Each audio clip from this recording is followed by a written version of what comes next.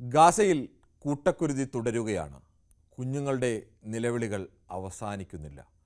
ഓരോ ദിവസവും കൊല്ലപ്പെടുന്നവരുടെ എണ്ണവും കൂടുകയാണ്. പട്ടിണി കൊണ്ട് ജീവിതം ഗതിമുട്ടിയവരുടെ നാടായി മാറി ഗാസ. അപ്പോഴും ഇസ്രയേൽ യുദ്ധവിമാനങ്ങൾ വിശ്രമമില്ലാതെ തന്നെ ഗാസയിലെ സാധാരണക്കാർക്കു നേരെ ബോംബുകൾ വർഷിക്കുകയാണ്. ഈ കൂട്ടക്കുരുതിയെ ന്യായീകരിക്കുന്ന രണ്ടു രാജ്യങ്ങളെ ലോകത്തുള്ളൂ. ആസൂത്രിത കൂട്ടക്കൊല ശീലമാക്കിയ ഇസ്രയേലും അതിന് എല്ലാവിധ ഒത്താശയും ചെയ്യുന്ന അമേരിക്കയും. ഈ രണ്ട് രാജ്യങ്ങളുടെയും തലവന്മാർ കൂടിയിരുന്ന ഗാസയിലെ സമാധാനത്തിനായി 20 നിർദ്ദേശങ്ങൾ തയ്യാറാക്കി. അമേരിക്കൻ പ്രസിഡന്റ് ഡൊണാൾഡ് ട്രംപ് മുന്നോട്ട് വെച്ച ഈ നിർദ്ദേശങ്ങളിൽ ഹമാസിൻ്റെ മറുപടി ഇനിയും വന്നിട്ടില്ല. പലസ്തീനെ സ്വതന്ത്ര രാഷ്ട്രമായി അംഗീകരിക്കുമോ?